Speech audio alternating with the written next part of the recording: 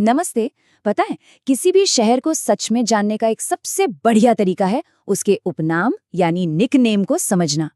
ये निकनेम सिर्फ नाम नहीं होते, ये तो उस जगह की आत्मा की एक झलक देते हैं। तो चलिए आज इसी में गोता लगाते हैं। अब देखिए, हम सबने सुना है कि पेरिस प्यार का शहर है और न्यूयॉर्क द बिग एप्पल, है ना?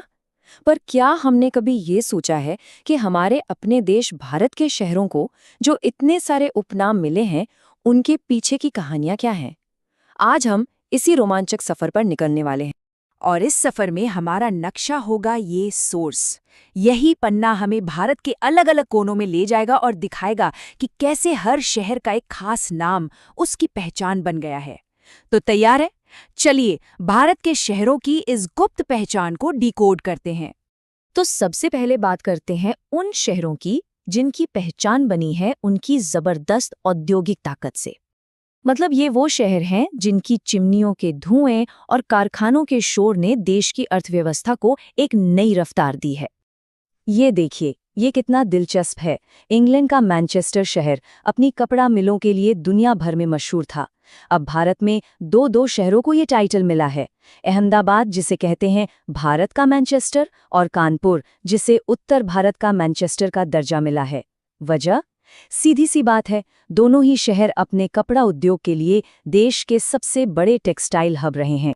और ये सिलसिला सिर्फ यही नहीं रुकता। जमशेदपुर को उसकी स्टील इंडस्ट्री की वजह से भारत का पिट्सबर्ग कहा जाता है, जो अमेरिका का स्टील हब था। वहीं पीथमपुर को ऑटोमोबाइल उद्योग का गढ़ होने के कारण भारत का डिट्रॉइट कहते हैं। और कानपुर टेक्सटाइल के अलावा उसे विश्व का चमड़ा शहर भी कहा जाता है। तो ये नाम सीधे सीधे इन शहरों के आर्थिक योगदान को दिखाते हैं। अच्छा, तो अब थोड़ा गियर बदलते हैं और इंडस्ट्री से निकलकर चलते हैं इतिहास और संस्कृति की दुनिया में। कुछ शहरों के नाम ऐसे हैं ना, जो उनकी शाही विरासत और आध्यात्मिक महत्व की एक गहरी छाप छोड़ते हैं।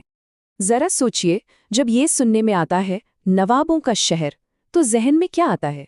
शायद तहजीब, नज़ाकत, शानदार वास्तुकला और वो नवाबी शानो शौकत, है ना? कोई अंदाजा है कि ये कौन सा शहर हो सकता है? जी हाँ, ये है लखनऊ। अवध के नवाबों की राजधानी रहा ये शहर आज भी अपनी उस शाही संस्कृति और विरासत के लिए जाना जाता है। इसका ये उपनाम इसकी पूरी शान की कहानी कह देता है। चलिए एक और शाही उपनाम देखते हैं, अरब सागर की रानी। ये नाम सुनते ही दिमाग में मसालों की खुशबू, बड़े बड़े जहाज और समंदर की लहरों का ख्याल आता है। पक्की बात है, ये किसी ऐसे शहर का नाम होना चाहिए जो सदियों से समंदर के किनारे एक बहुत जरूरी व्यापारिक केंद्र रहा हो। और वो शहर है कोच्चि। भारत के दक्षिण पश्चिमी तट पर बसा यह शहर मसालों के व्यापार का एक अहम केंद्र रहा है। इसका ये उपनाम इसके रणनीतिक और व्यापारिक महत्व को एकदम सही तरीके से दिखाता है। अब देखिए, भारत की आत्मा तो आध्यात्मिकता में बसती है और कई शहर इसी के प्रतीक हैं, जैसे वाराणसी, जिसे मंदिरों और घाटों का नगर कहा जाता है। फिर है उज्जैन, जो मंदिरों का शहर है, और अमृतसर स्वर्ण मंदिर की वजह से पूरी दुनिया में द गोल्डन सिटी के नाम से मशहूर है। अब हम उन शहरों की तरफ बढ़ते हैं जिनकी पहचान उनकी जबरदस्त कुदरती खूबसूरती ने बनाई है।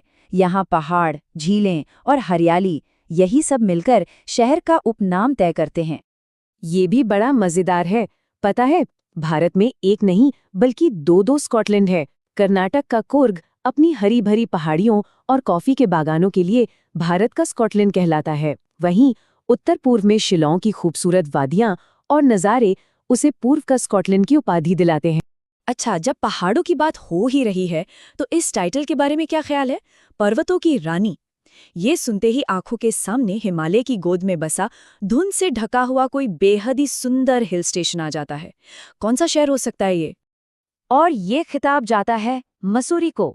उत्तराखंड में बसा ये खूबसूरत हिल स्टेशन अपनी प्राकृतिक सुंदरता और शानदार दृश्यों के लिए ही पर्वतों की रानी के रूप में जाना जाता है। अब एक और दिलचस्प जोड़ी देखिए, भारत के दो बिल्कुल अलग अलग कोनों में बसे दो शहर, और दोनों का खूबसूरत उपनाम एकदम एक जैसा है। कश्मीर में श्रीनगर अपनी डल और नागिन झील के लिए झीलों का शहर कहलाता है, तो वहीं राजस्थान का उदयपुर अपनी शानदार झीलों के लिए मशहूर है और उसे भी झीलों का शहर ही कहा जाता है। कमाल है। तो इस पूरे सफर में हमने क्या देखा? हमने देखा कि कैसे इन उपनामों के जरिए हम भारत के औद्योगिक, ऐतिहासिक और प्राकृतिक चेहरों को समझ सकते हैं। तो सवाल ये उठता है कि क्या ये सब सिर्फ याद करने के लिए कुछ नाम है? क्या ये बस जनरल नॉलेज की किताबों का एक चैप्टर है? बिल्कुल नहीं। सबसे जरूरी बात यह है कि ये उपनाम सिर्फ नाम नहीं है। ये असल में इतिहास, भूगोल, संस्कृति और उस शहर की पहचान है जिन्हें एक छोटे से वाक्यांश में पैक कर दिया गया है।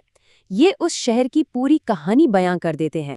हमने देखा कि कैसे कुछ नाम शहरों को देश के औद्योगिक इंजन के रूप में दिखाते हैं, तो कुछ उनकी शाही विरासत की याद दिलाते हैं। कुछ शहर देश के आध्यात्मिक दिल हैं, तो कुछ प्रकृति के चमत्कार हैं। हर उपनाम के पीछे एक कहानी छुपी है।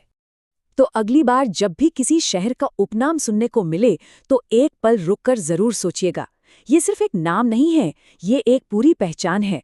और जाते जाते एक सवाल सबके लिए, जिस शहर में लोग रहते हैं या जिसे अच्छे से जानते हैं, उसकी गुप्त पहचान